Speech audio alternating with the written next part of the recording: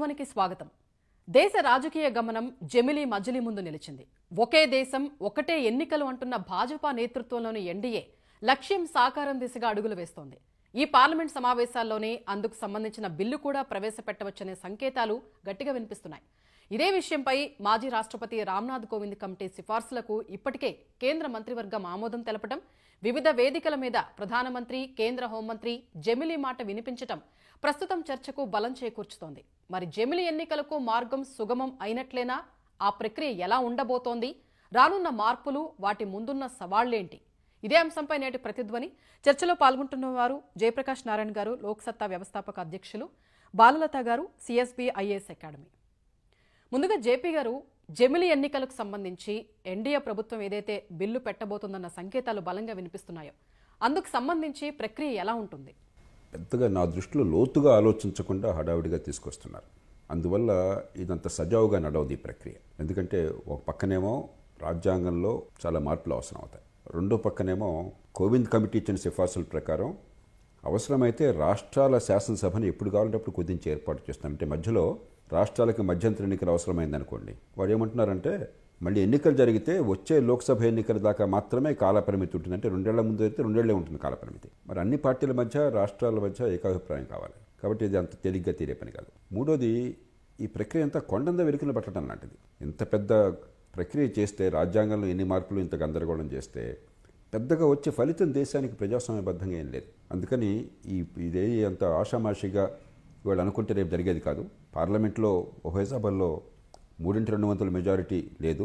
నా దృష్టిలో రాష్ట్రాల అనుమతి కూడా అవసరం అవుతుంది. బహుశా మెజారిటీ రాష్ట్రాల అనుమతి ఒకవేళ అవసరం అనుకున్నా కూడా అది సాధించవచ్చు వీళ్ళు. ఎంచేతంటే ఎన్డీఏకి అనుకూలంగా ఉన్న ప్రభుత్వాలు దేశంలో బహుశా సగం ఉన్నాయి, సగం పైగా ఉన్నాయి. అది ఇబ్బందిగా ఉండకపోవచ్చు. కానీ ఈ ప్రక్రియలో ఉన్న వెనక ఉన్నటువంటి సమస్య కానీ, రాజకీయంగా ఉండే చిక్కు సమస్యలు కానీ చూసినట్టయితే ఈ ప్రక్రియ అంత తేలిగ్గా జరగదు, పెద్ద ఫలితం రాదని నాకు అనిపిస్తుంది. బాలలత గారు, ఇప్పుడు జేపీగా చెప్పినట్టుగా కాలపరిమితి విషయంలో కానీ, లేదంటే ఏకాభిప్రాయాల విషయంలో కానీ అంత సజావుగా సాగే ప్రక్రియ కాదన్నట్టుగా చెప్తూ ఉన్నారు జేపీ గారు.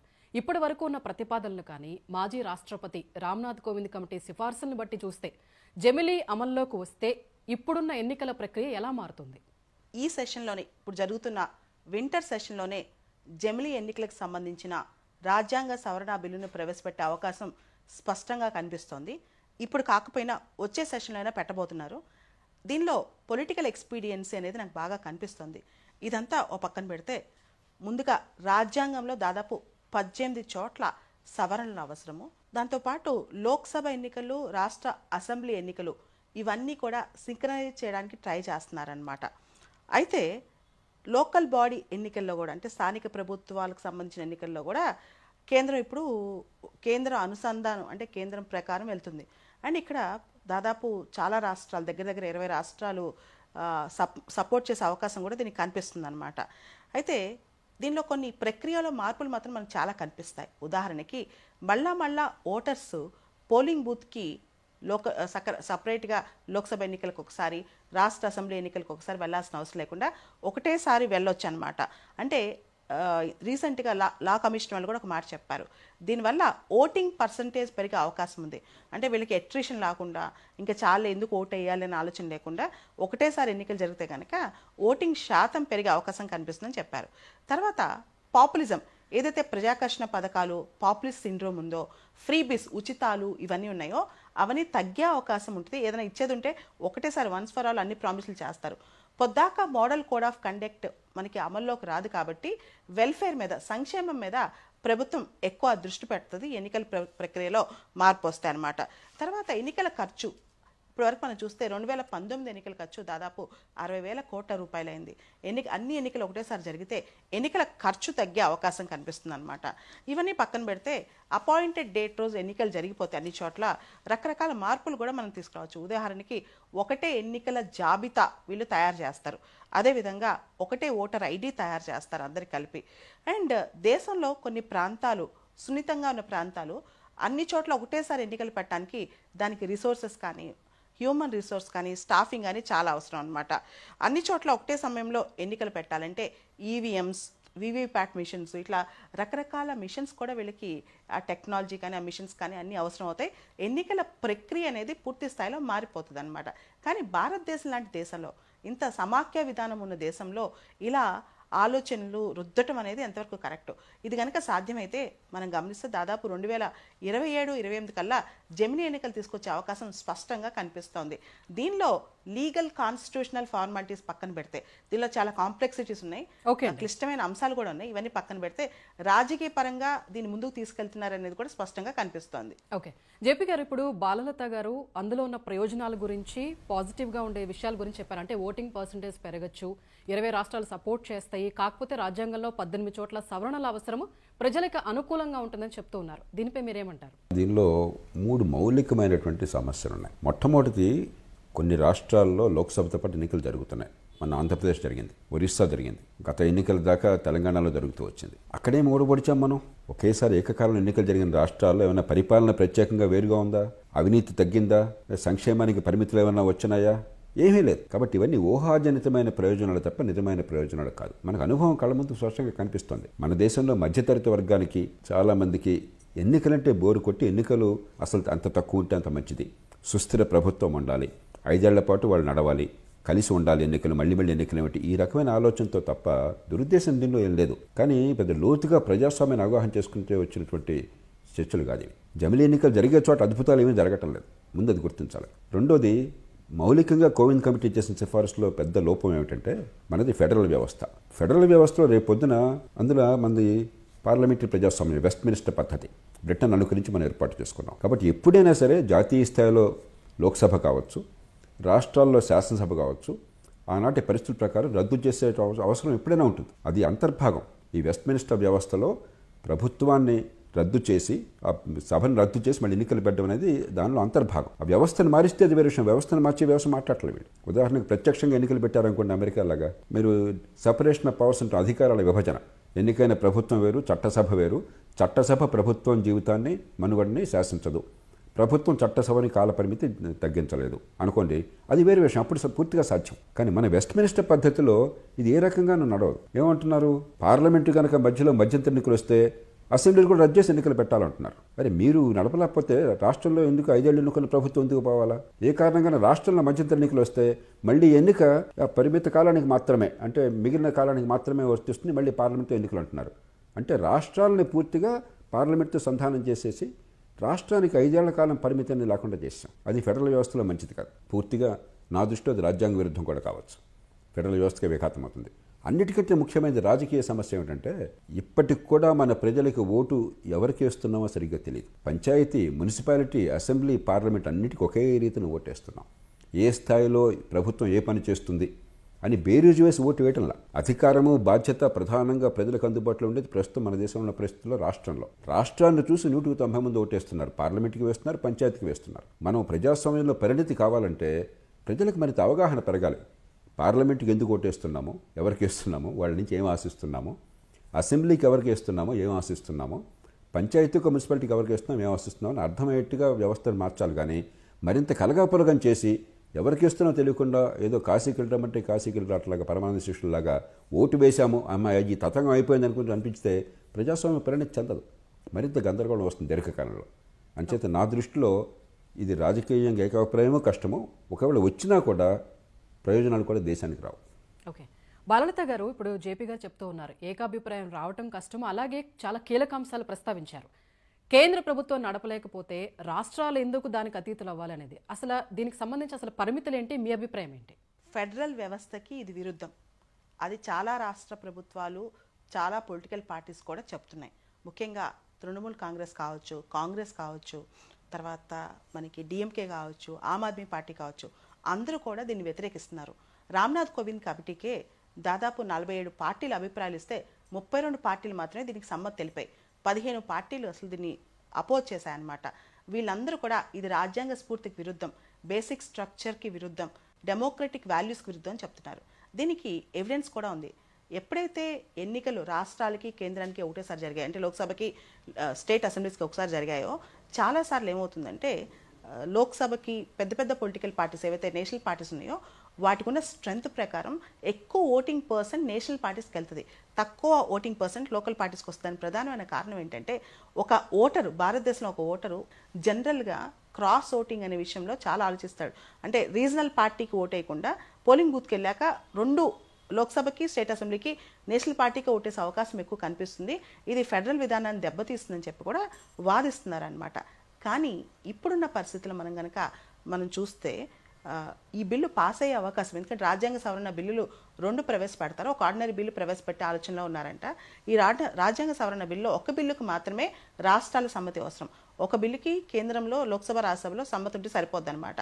అయితే ఇక్కడ క్వశ్చన్, అసలు లోక్సభలో రాజ్యసభలో ఎంతవరకు పాస్ అవుతాయి అపోజిషన్ పార్టీస్ ఈ బిల్లు పాస్ టైంలో? ఎందుకంటే కాన్స్టిట్యూషనల్ అమెండ్మెంట్ బిల్ అంటే అది పాస్ అవడం అంత ఊరికి కాదు, 2/3 మెజారిటీస్ ఉండాలి, దాంతోపాటు majority of the total strength, మొత్తం టోటల్ స్ట్రెంత్లో మెజారిటీ ఒప్పుకోవాలి. అంటే ఒకవేళ టోటల్ స్ట్రెంత్ లోక్సభలో ప్రజెంట్ అయితే దాదాపు 362 మంది ఈ బిల్లుకి సపోర్ట్గా ఓటేయాలి. అందరూ హాజరయ్యారు అనుకోండి, ఉదాహరణకి అసలు సైమల్టేనియస్ ఎలక్షన్స్ తీసుకొస్తున్నారు, మనందరం వెళ్ళి దీని గురించి ఓటేయాలనుకుంటే అసలు దాన్ని ఎలా పాస్ చేస్తుంది ఒక క్వశ్చన్. అదేవిధంగా రాజ్యసభలో కూడా అది పాస్ అవడం తేలికేం కాదు, ఎందుకంటే రాజ్యసభలో కానీ లోక్సభలో కానీ ఎన్డీఏకి అబ్సల్యూట్గా మెజారిటీ లేదు, అంటే కంప్లీట్గా 2/3 మెజారిటీ లేదు, హాఫ్ ఆఫ్ ద మెజారిటీ ఉండొచ్చు. కానీ ఇదంతా సమీకరణలు జరగాలంటే పొలిటికల్గా కూడా అంత ఈజీ అయిన ప్రక్రియ అయితే కాదు, లీగల్గా కూడా అంత ఈజీ ప్రక్రియ కాదు. కానీ ఖచ్చితంగా ప్రస్తుతం ఉన్న ప్రభుత్వం మాత్రం దీన్ని పాస్ చేసే ఉద్దేశంలోనే ఉంది.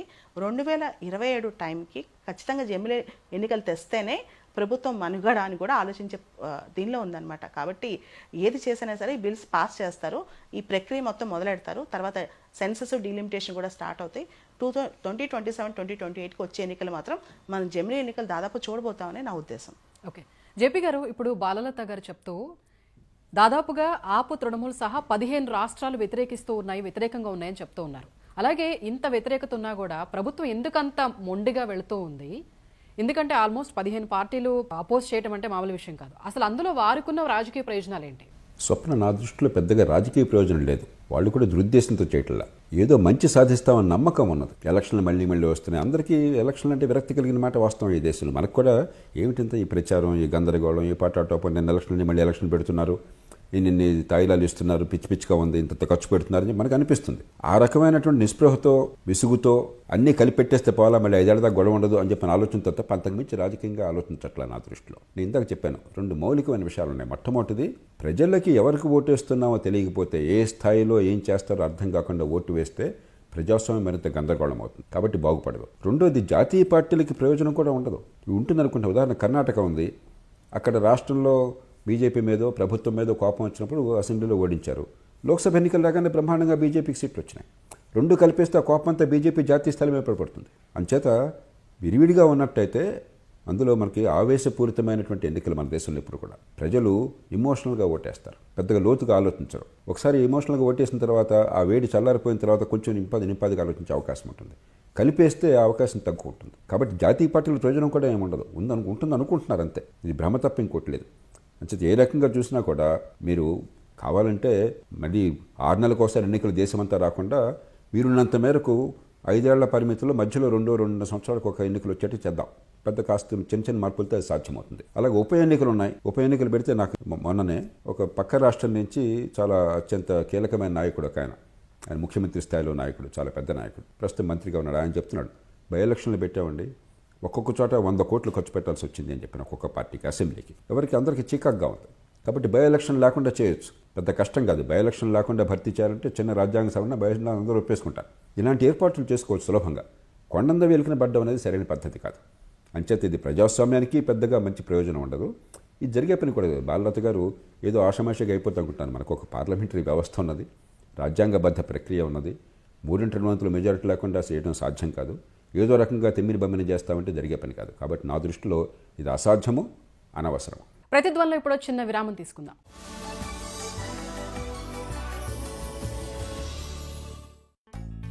సార్, ఫర్నిచర్ ఏ బోర్డు చేయించమంటారు? బాయిలర్ బోర్డుతో ఉడుకుతున్న నీరు పడినా పాడవదు, మంటల్లో పడినా పాడవదు, చెదపురుగులు దీన్ని ఏమీ చేయలేవు. రైట్. యాక్షన్ టెసా యొక్క Boilo board fire retardant, boiling water ఇంకా borer termite proof. Action Tesa Boilo board అన్నిటికంటే ఉత్తమం, అన్నిటికంటే దృఢం. telugushadi.com లో 1,00,000 కన్నా ఎక్కువ ప్రొఫైల్స్ నుండి ఎంచుకోవచ్చు. లక్షల పెళ్లి ఖర్చుని కూడా మిగిల్చుకోవచ్చు. telugushadi.com వారి షాదీ ఉత్సవం. ఒక సబ్స్క్రైబర్ గెలుచుకుంటారు అన్ని పెళ్లి ఖర్చులుని. డౌన్లోడ్ నా. గైస్ ఈ రోజు ఫ్యామిలీ మూవీ నైట్ రెడీ? లేదు. Not ready. నేనున్నాను కదా, గోద్రేజ్ ఎయిర్మాటిక్ ఆటోమేటిక్ ఎయిర్ ఫ్రెషనర్. కిటికీలు సువాసనని బయటికి వెళ్ళనివ్వద్దు. రిలాక్స్, నేను ప్రతి 10 నిమిషాలకు స్ప్రే చేస్తాను. గోద్రేజ్ ఎయిర్మాటిక్ రూమ్స్ ని ఎల్లప్పుడూ ఉంచుతాయి సువాసన భరితంగా. ఒకవేళ రూమ్స్ మాట్లాడగలిగితే గోద్రేజ్ ఎయిర్ కోసమే అడుగుతాయి. అరే రిషి, ఈరోజు స్కూల్ కు వెళ్ళలేదా? 3 నెలలుగా స్కూల్ ఫీజు కట్టలేకపోయాను, అందుకే తీసేశారు స్కూల్ వాళ్ళు. మీ తర్వాత మీ పిల్లల కల చెదిరిపోకూడదు. ఈ రోజే తీసుకోండి పాలసీ బజార్ లో 2 కోట్ల టర్మ్ లైఫ్ ఇన్సూరెన్స్. నెలకు 690 రూపాయలతో ప్రారంభం. యాక్షన్ టెస్సా వారి హెచ్డిహెచ్ఎంఆర్ బోర్డులు కావాలి. ఆ పచ్చ బోర్డులు తేరా బాయ్. కానీ ఇవి యాక్షన్ టెస్సా వారి హెచ్డిహెచ్ఎంఆర్ బోర్డులు కావే. ఆకుపచ్చ బోర్డులన్నీ ఒకేలా ఉంటాయి. ఇది చెదలు బోరర్ రెసిస్టెంటేనా, ఇంకా వాటర్ రెసిస్టెంట్? మేము ఉన్నాం కదండి. ప్రతి పచ్చ బోర్డుని హెచ్డిహెచ్ఎంఆర్ అనుకుని ఇంటికి తెస్తే బాధపడగలరు. ఎందుకంటే కేవలం యాక్షన్ టెస్సా వారి హెచ్డిహెచ్ఎంఆర్ బోర్డు మాత్రమే వాటర్, టెర్మైట్ ఇంకా బోరర్ రెసిస్టెంట్. ఇప్పుడు బ్లాక్ డ్రైన్ క్లియర్ చేసేందుకై మరుగుతున్న నీళ్లు ఇంకా ప్లంజర్లకు బదులుగా విశ్వసనీయమైన హార్పిక్ వారి డ్రైన్ ఎక్స్పర్ట్. దీన్ని బ్లాక్ డ్రైన్ లో వేయండి. ఇది జిడ్డుని, వెంట్రుకల్ని కరిగించి సులువుగా డ్రైన్ ని తెరుస్తుంది. డ్రైన్ క్లియర్ చేసేందుకై తీసుకురండి కేవలం Harpic drain expert. Ice pack పెట్టుకుంటాను. కేవలం ఐస్ కాదు, మూవ్ కూల్ థెరపీ. అంటే మూవ్ కూల్. ఇలాంటి గాయాలకు విప్లవాత్మక మూవ్ కూల్ థెరపీ అవసరం. మంచు వంటి కూలింగ్ మరియు 15 సెకండ్లలో పని ప్రారంభిస్తుంది. కేవలం ఐస్ మాత్రమే కాదు, cool therapy. Move cool. Ma'am, season మారుతున్నప్పుడు కూడా ఈ సబ్బు మీ స్కిన్ ని చాలా సాఫ్ట్ గా ఇంకా మృదుగా. అంకుల్, ఈ సబ్బు జర్మ్స్ నుండి కాపాడదా? వాతావరణం మారుతున్నప్పుడు జర్మ్స్ ఎక్కువయ్యే భయం ఉంటుంది. మరి ప్రొటెక్షన్ లో ఎందుకు రాజీ పడాలి? ట్రై చేయండి Dettol skin care. 100% better germ protection, 2x moisturisers.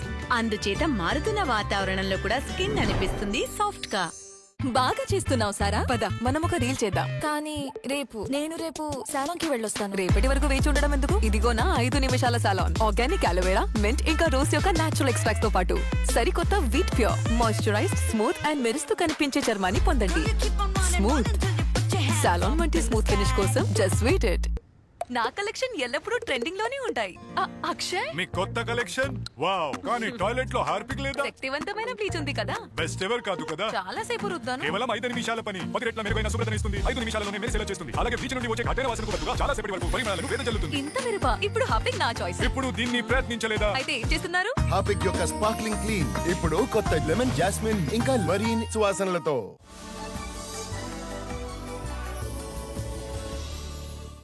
Balalatha గారు, జేపీ గారు చెప్తూ ఉన్నారు ఇది అంత ఈజీగా జరిగే విషయం కాదు, ఇది అసాధ్యమని చెప్తూ ఉన్నారు. అయితే ఈ జమిలీ ఎన్నికల విషయంలో రాష్ట్రాల అభిప్రాయాల మాట ఏంటి? రాష్ట్రాల అభిప్రాయాలు ప్రత్యేకంగా ఏదైతే బీజేపీ అలయన్స్లో ఉన్న స్టేట్స్ అభిప్రాయాలు ప్రత్యేకంగా ఉండవండి. అది ప్రాక్టికల్ పాలిటిక్స్ మనం చూస్తే అర్థమవుతుంది. దాదాపు 20 రాష్ట్రాలు ఇప్పుడు బీజేపీ సపోర్ట్తోనో బీజేపీ రూలింగ్లోనో ఉన్న రాష్ట్రాలు ఉన్నాయి. అండ్ రాబోయే ఎన్నికల్లో కూడా మనం చూస్తే ఢిల్లీ కానీ నెక్స్ట్ బీహార్ కానీ మనం చూస్తే కనుక ఇవన్నీ కలుపుకున్నా ఖచ్చితంగా రాష్ట్రాల మద్దతు అంటే 50% ఆఫ్ ద స్టేట్స్ ఒప్పుకుంటే చాలు, హాఫ్ ఆఫ్ ద స్టేట్స్ ఒప్పుకుంటే చాలు.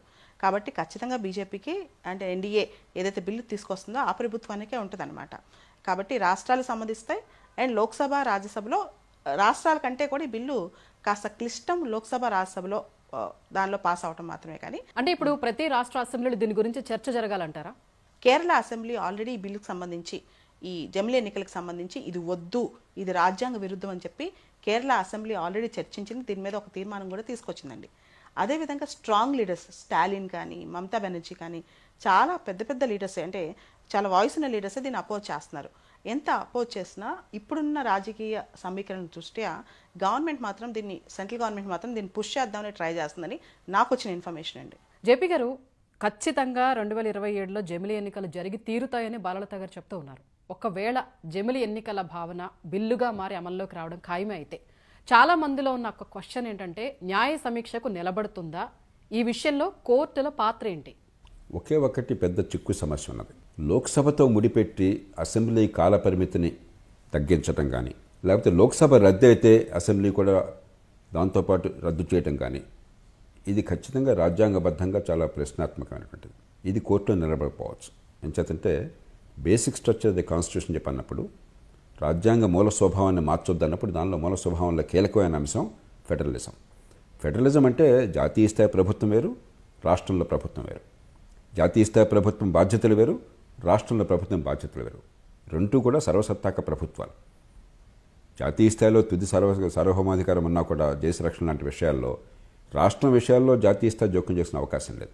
అలాగే జాతీయ స్థాయి విషయంలో రాష్ట్రం జోక్యం చేసుకోదు. అలాంటప్పుడు ఢిల్లీలో ఎన్నికలు జరిగితే రాష్ట్రంలో మీరు రద్దు చేయటం ఏమిటి? అక్కడ జలుబు చేస్తే మీకు ఇక్కడ 9 సంవత్సరాలు రావటం ఏంటి? అది ఖచ్చితంగా నా దృష్టిలో రాజ్యాంగ పరీక్షకు నిలబడదు. అక్కడ కోర్టులు కొట్టేసే అవకాశం ఉన్నది. అయితే జేపీ గారు, ఒకవేళ ఈ ఏవైతే రాజ్యాంగంలో సవరణలు ఉన్నాయో అది గనక కేంద్ర ప్రభుత్వం విజయవంతంగా సవరణలు చేయగలిగితే అప్పుడేంటి? ఈ ఒక్క మేరకే, మిగతా విషయాలు సుప్రీంకోర్టుకు అనవసరం. నేను కూడా సుప్రీంకోర్టు అనవసరం జోక్యాన్ని పూర్తిగా వ్యతిరేకించేవాళ్ళని ఒకటి నిర్ద్వంద్వంగా ఎన్నోసార్లు బహిరంగ వ్యతిరేకించాను. సుప్రీంకోర్టు ప్రధాన న్యాయమూర్తికి ఇతర న్యాయమూర్తులకి వాళ్ళ సమక్షంలోనే చెప్పాను. కాబట్టి సుప్రీంకోర్టు కూడా పరిమితి లోపల వెళ్ళాలి. కానీ రాష్ట్రాల హక్కులు కనుక మనం దాన్ని తగ్గించినట్లయితే, ఇక్కడ తగ్గించినట్లు లెక్క. ఎందుకంటే రాష్ట్ర శాసనసభను 5 ఏళ్ల కాలం అని ప్రజలు ఎన్నుకున్నప్పుడు దాన్ని పరిమితం చేసి మీ ఇష్టం వచ్చినట్టు చేసినట్లయితే అది ప్రజలకి రాష్ట్ర ప్రభుత్వాన్ని ఎన్నుకునే హక్కును మనం హరించినట్టు అవుతుంది. అది మాత్రం ఖచ్చితంగా నా దృష్టిలో సుప్రీంకోర్టులో పరీక్షకు నిలబడుతుంది. కాబట్టి ఆ ప్రకరణ రద్దు అవుతుంది. అది రద్దు అయితే మీకు ఇది చేసిన ప్రయోజనం లేదు. ఎందుకంటే ఒకసారి మీరు 2 కలిపి ఎన్నికలు జరిపినా కూడా రేపొద్దున లోక్సభ కానీ రాష్ట్ర శాసనసభ కానీ రద్దు కాదని కానీ మధ్యంతర ఎన్నికలు రావని కానీ ఎవరు చెప్పలేరు. దీనికి బదులు ఇంత ప్రక్రియ, ఇంత గందరగోళం తతంగం చేసి కొండంద వెలికిని పట్టకుండా ఎన్నికల వ్యవస్థనే మార్చినట్టయితే, ఉదాహరణకి ప్రత్యక్ష ఎన్నికల్ని రాష్ట్రాల్లో పెట్టచ్చు. అప్పుడు కాలపరిమితి ఖచ్చితంగా ఉంటుంది. ఆ పరిమితి లోపల రద్దు అయ్యే అవకాశం ఉండదు. క్రమబద్ధంగా ఎన్నికలు జరుగుతాయి అమెరికాలో జరిగినట్టుగా. లేదంటే కొన్ని మార్పులు చేర్పులతో మన దేశ అవసరాలకు అనుగుణంగా దామాషా పద్ధతి లాంటివి తీసుకొచ్చి ఎన్నికలు అక్రమ ఖర్చుని, మరి అసమర్థులైనటువంటి క్యాండిడేట్స్ నియామకాన్ని ఆపచ్చు, సమర్థులు తీసుకురావచ్చు. ఇవాళ ఏమవుతుంది, మొట్టమొదటి ప్రశ్న అడిగేది పార్టీలు ఏమిటి, ఎలక్షన్లో పోటీ చేయాలంటే ఎంత డబ్బు ఖర్చు పెడతావు అని చెప్పని. 30-40 కోట్లు ఖర్చు పెడతామంటే వాళ్ళకి స్థానం ఉంటుంది, లేకపోతే స్థానం లేదు. ఏం ప్రజాస్వామ్యం అది? ఏమి సాధిస్తున్నాం? పోటీ చేసే వాళ్ళకి చాలా నానా హైరాణగా ఉంది. దేశ ప్రజాస్వామ్యం కూడా గందరగోళంగా తయారవుతుంది. కాబట్టి నిజమైన మార్పులకి అవసరం ఉన్నది. మన శక్తి అంతా కూడా పొలిటికల్ క్యాపిటల్ అంటాం. మన శక్తి అంతా కూడా, ప్రజల్లో ఉన్న పరపతంతా కూడా ఇలాంటివి చేపట్టి ఏదో గుడ్డెద్దుచేలో పడ్డట్టుగా మనకి చివరికి ఫలితం రాదు, కానీ శ్రమ ఎక్కువ అవుతుంది. అంచేత నా దృష్టిలో ఇది ఏ రకంగానూ కూడా లోతుగా ఆలోచించాలి తప్ప తొందరపాటుగా వెళ్లాల్సిన అవసరం లేదు.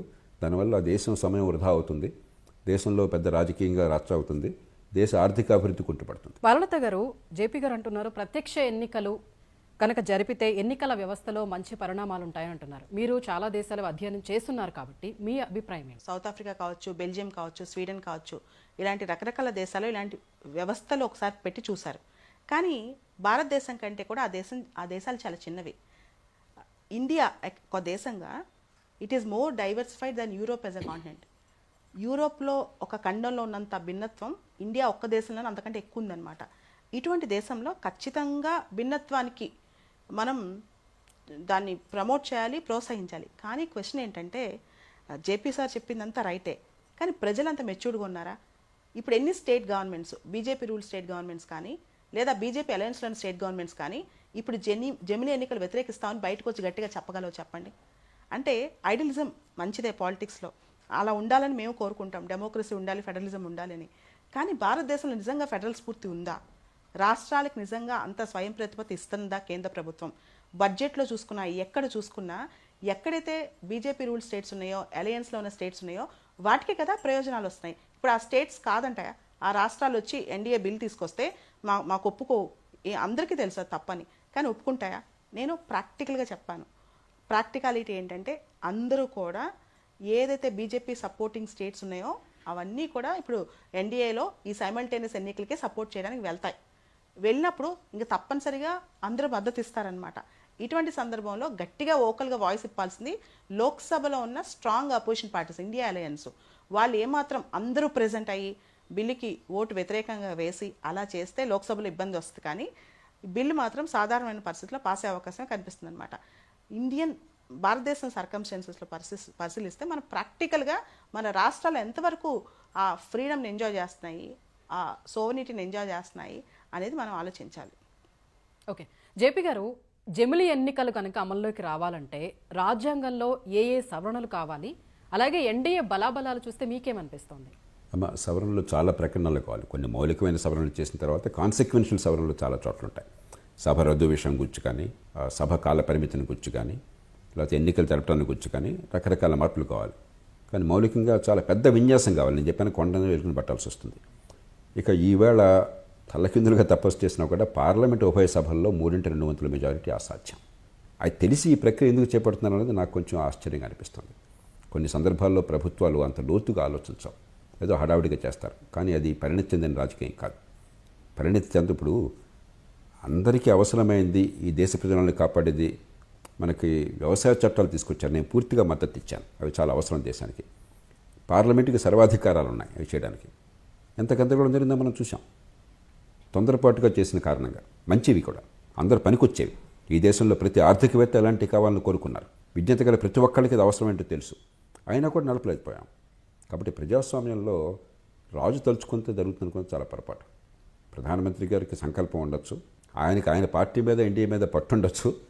కానీ దేశం అంత మాత్రం చేత వినాల్సిన అవసరం లేదు, వినదు కూడాను. ఇవాళ దేశంలో ఉన్న పరిస్థితుల్లో పార్లమెంట్ ఉభయ సభల్లో 3/2 మెజారిటీ అసాధ్యం దీనికి. అయితే జేపీ గారు, గతంలో కేంద్ర ప్రభుత్వానికి మీరు కొన్ని సూచనలు కూడా చేయడం జరిగింది. అయితే ఇప్పుడు ఈ జమిలీ ఎన్నికల విషయంలో మీరు కేంద్ర ప్రభుత్వానికి సూచించే అమెండ్మెంట్స్ ఏంటి?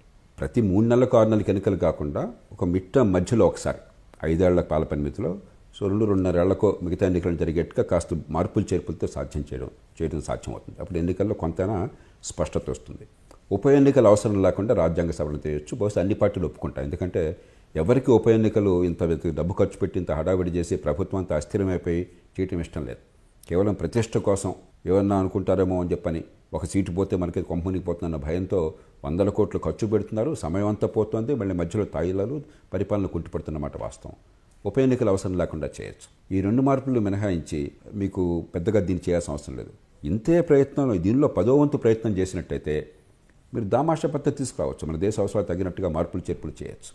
ఆ దామాషా పద్ధతి తీసుకొచ్చినట్టయితే అసలు ముందు ప్రభుత్వాలు సుస్థిరంగా ఉండటం ఎలాగో ఉంటుంది. ఎందుకంటే జర్మనీ లాంటి దేశాల్లో 190% సుస్థిరంగా ఉంటాయి. ప్రస్తుతం జర్మనీలో అస్థిరత వచ్చింది, ప్రభుత్వం కూలిపోయింది. కానీ 50 ఏళ్ల తర్వాత మొట్టమొదటిసారి ప్రభుత్వం కూలిపోయింది జర్మనీలో.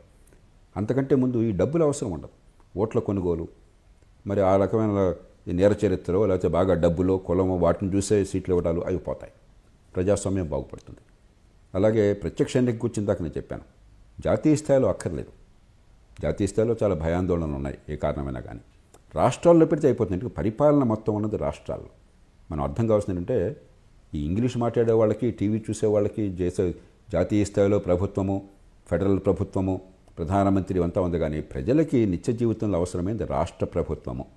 రాష్ట్రం ప్రజలకు మధ్య సంబంధాలు ఉన్నాయి. కాబట్టి రాష్ట్రమే రాజకీయానికి కేంద్ర బిందువు మన దేశంలో. రాష్ట్రంలో ఉన్న ప్రభుత్వం మీద ఉన్న అభిప్రాయాన్ని బట్టి అన్ని స్థాయిల్లో ప్రజలు 190 మంది ఓటేస్తున్నారు. కాబట్టి రాష్ట్రాల్లో ప్రత్యక్ష ఎన్నిక పెట్టండి. రాష్ట్రాల్లో ఇప్పటికే జరుగుతోంది ఒక ఏకవ్యక్తి పాలన.